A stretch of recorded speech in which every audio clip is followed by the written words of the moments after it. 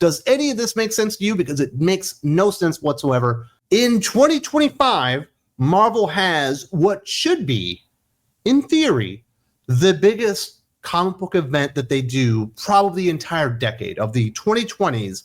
Nothing in theory should be bigger than One World Under Doom. Dr. Doom, their most important, well, maybe not important, but certainly the most popular villain, taking over the Marvel Comics universe at the end of Blood Hunt. He basically tricked Doctor Strange into making him the Sorcerer Supreme, and he's going to use that to take over the entire world. Now, you wouldn't know that if you've been reading Marvel Comics, because the fact that Doctor Doom is actually the Sorcerer Supreme basically isn't even mentioned. They canceled the Doctor Strange series not long after Blood Hunt, where he kind of gives up. They mentioned it one time, I believe, in Fantastic Four, haven't mentioned it again, which you think would be almost solely on that because Reed Richards is his biggest nemesis.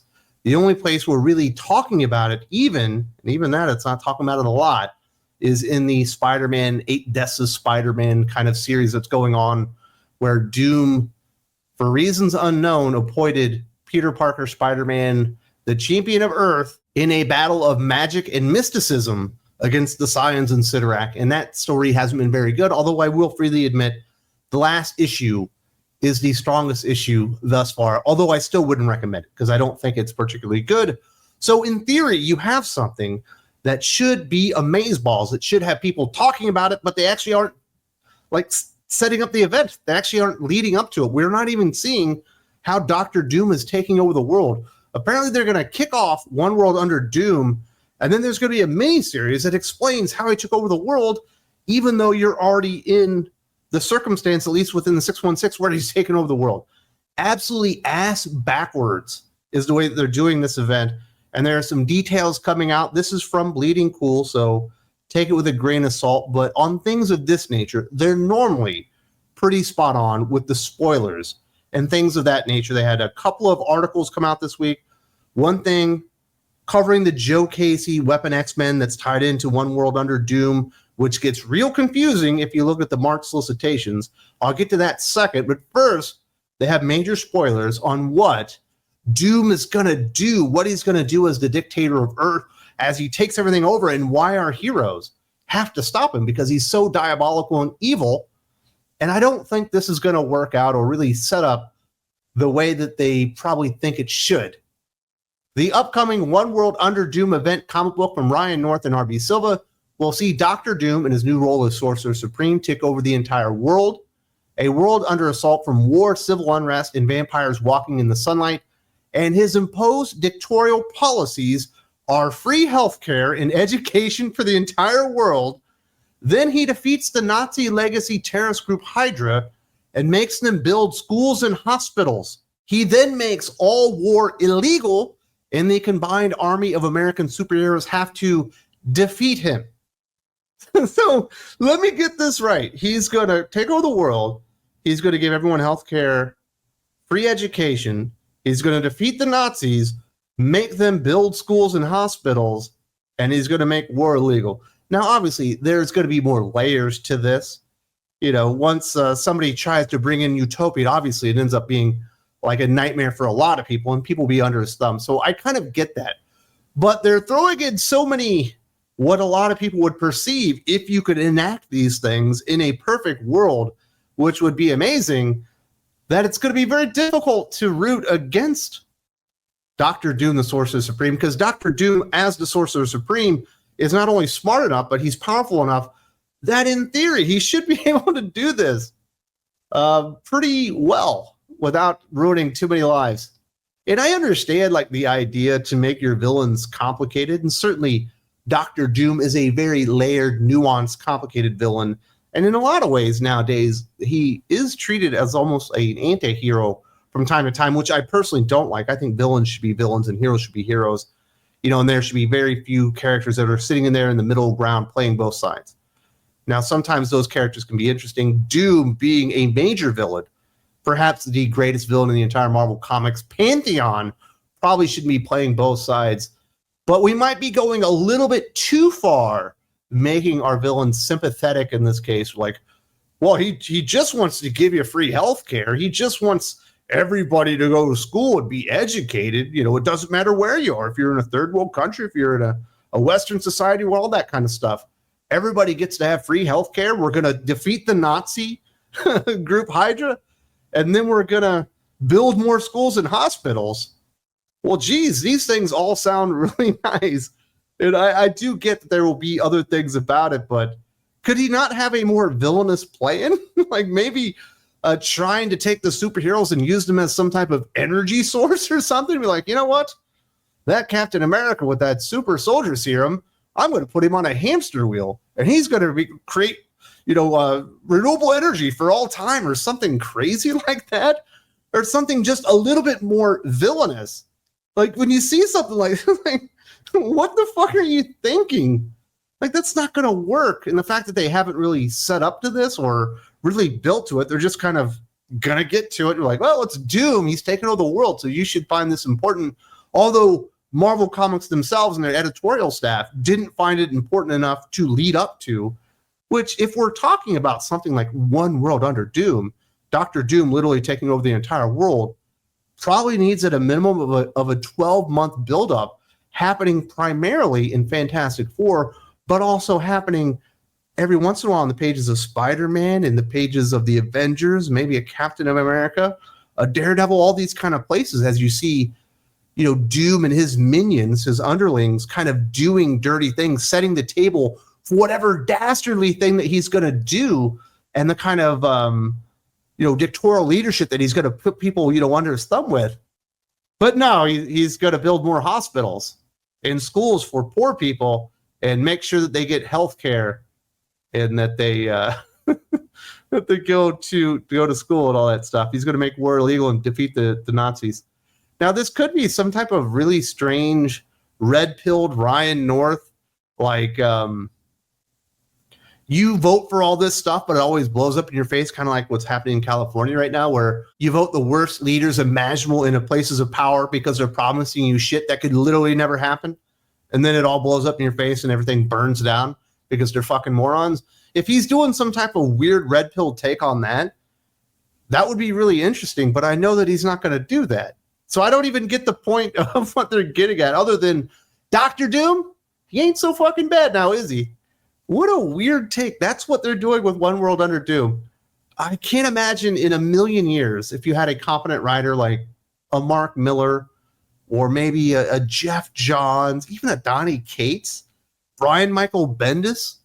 Doesn't even have to be in his prime. I think today's Brian Michael Bendis wouldn't come up with an idea this stupid. They would probably come up with a really fucking villainous idea for him to do, rather than trying to make the world a better place in theory. So we'll see what happens there. I did mention Joe Casey. The weirdest thing happens. So you get issue 1, and all of a sudden you're like, why is Weapon X-Men, which has been in production, or at least in phases of production for at least, I think, 2 years. It's been submitted, okayed, put on the back burner, then greenlit once again. And this story has been in the works far before One World Under Doom was ever announced or probably even thought of. And the first issue has One World Under Doom like on the top of it. It's got the trade dress and everything for it. And then on the second issue, because I do the solicitations exclusive over on the Patreon for March of 2025, there's no like One World Under Doom typography or anything on it. It doesn't have anything to do with it. You read the solicitation, it has nothing to do with it. And it got very fucking confusing. I'm like, what the hell is going on here? We have a clarification from Mr. Casey himself. Despite appearances, it seems the upcoming Weapon X-Men series from Marvel Comics has nothing to do with the upcoming One World Under Doom comic book event crossover. Weapon X-Men writer Joe Casey writes on his Substack, which you should all subscribe to, by the way. It's absolutely brilliant stuff. Marvel has branded the Weapon X-Men launch as part of their upcoming One World Under Doom event. Despite our series having absolutely no connection to it outside of a single sequence that takes place in the forest of Latveria and a passing mention of the current state of the Marvel Universe, I'm not sure that counts. And until the actual solicitation went live, I had no idea that particular branding was going to be there, so I had no opportunity to affect it one way or another. But I know some folks have seen the branding and been confused in an is it or isn't it kind of way. To me, that's a problem. Now, the question becomes, will Weapon X-Men actually benefit from the associated branding? Or if the wider event underperforms in the marketplace, does that hurt the series' greater potential? Hell, your guess is as good as mine. Fingers crossed, though. That is from Mr. Joe Casey on his Substack. And as I mentioned, you should all be subscribing. That's absolutely brilliant stuff that he's doing there. And I am utterly fucking confused. I'm glad he kind of cleared it up there because get the first issue and I'm talking to Doc. I was like, why is this tying into One World Under Doom? This has been in production before that. And why are they taking this really cool X-Men team that Joe Casey has kind of put together that's going to be a whole lot of fun that I'm looking forward to? And why are they tying it into an event that they aren't even setting up? In the past 2 or 3 years, I think essentially every single Marvel event, I think since Empire has really bombed. And I think the only reason Empire didn't bomb was that it was the first event that Marvel did coming out of the gate from the pandemic. So there was increased interest in people wanting to support comic books. And, finally there's a Marvel event. And I think maybe they were never going to come back or whatever, but everything else has performed very, very, very softly in comparison to Marvel Comics expectations and certainly retailer expectations along with that. So I don't know why you would, put this fucking weight on the neck of Weapon X-Men, this albatross just hating over it, trying to kind of bring it down when it literally has nothing to do with it. As he says, there's like a sequence and a passing mention of the events going on in Marvel Comics, and they do shit like this all the time. I remember, God dang it, I think it was King in Black. I cannot remember the series. There was like a mini-series, and the final issue of that mini-series was advertised as one of the kickoffs to King in Black. I remember getting to the end of the miniseries. I was like, what is going on here? Why is this even advertised as King in Black? And when you got to the final page, there was an image with the King in Black coming. And that was the extent of the fucking tie-in. But they were kind of hyping it up and selling it, basically lying to you in using marketing gimmicks. In theory, I think King in Black actually did fairly well by Marvel standards. Actually probably did really well. But to kind of juice up some numbers or whatever, but it was clearly a fucking bait and switch. It was a lie. And according to Joe Casey, the writer on Weapon X-Men, the One World Under Doom trade dress happening at the top of that is a fucking lie. It's not really tied into that. It has nothing to do with One World Under Doom. And it's another case of Marvel Comics just stepping on their own dick for no reason whatsoever. It's a cool X-Men series. It's Joe Casey, a good writer coming back that people would like for a change, good writing on X-Men. It kind of fucking sells itself. And it doesn't need that branding on it. But I certainly noticed when I was doing the solicitations on the second issue, it was nowhere to be found. And I was like, what the fuck is going on here? So I'm glad that Joe Casey kind of cleared all that up. But if you're a Weapon X-Men fan, but you didn't want to read One World Under Doom, go check it out. It's not going to be tied into it. And if you're looking for the greater world of One World Under Doom and you thought maybe Weapon X-Men was going to be your miniseries or whatever, you might want to avoid that because it's not going to have anything to do with it. Very, very bad marketing, bait and switch, basically lying on the part of Marvel Comics. Glad that was cleared up. And what the hell is going on with Doom? They're going to make him, this really benevolent character in One World Under Doom, and the heroes are going to have to stop him because they don't like schools and healthcare, I guess.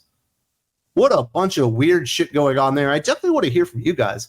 Does any of this make sense to you? Because it makes no sense whatsoever to me personally. If you appreciate what we're doing here on Thinking Critical YouTube, covering the comic book industry, doing reviews, shining a light on the things that are working, what aren't working, covering all that kind of stuff that a lot of people just don't have the time for anymore, and you would like to support my mission, the best place to do that is Thinking Critical Patreon. You go visit me there. You find the right tier for you. You come and support us there, and we give back awesome podcasts, bonus videos, stuff like that. There's a link in the video description. Come be a part of the Thinking Critical family.